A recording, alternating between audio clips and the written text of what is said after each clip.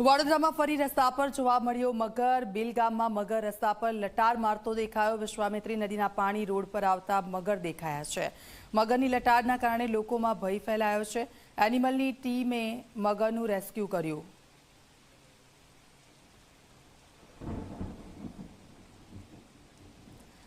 તો આપ જુઓ, કદાચ વડોદરાવાસીઓ માટે આ દ્રશ્યો ચોમાસામાં કદાચ સામાન્ય હોય, કારણ કે વારંવાર તે લોકો વિશ્વામિત્રી નદીના જળસ્તર વધતા હોય છે ને ત્યારે વિશ્વામિત્રીમાં રહેતા મગરો છે તે બીજા ગામોમાં ફરતા જોવા મળતા હોય છે અને એવા જ દ્રશ્યો સામે આવ્યા છે। આપ જુઓ, એનિમલની ટીમે મગરનું રેસ્ક્યુ કર્યું છે, પરંતુ સ્થાનિક વિસ્તારોમાં જે મગર ફરતા દેખાયા છે તેના કારણે લોકોમાં પણ એક ભયનો માહોલ છે।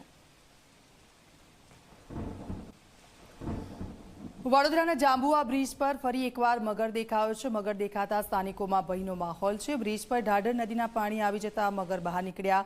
પોલીસે લોકોની અવરજવર માટે આ બ્રિજ બંધ કર્યો છે।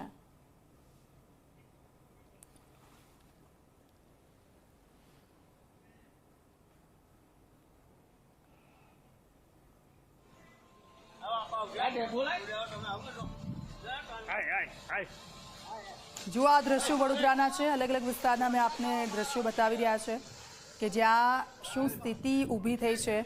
નદીઓના જે પાણી છે એ સ્થાનિક વિસ્તારમાં ફરી વળ્યા છે અને તેની સાથે જે મગરો છે તે મગરો પણ સ્થાનિક વિસ્તારમાં આવી ગયા છે।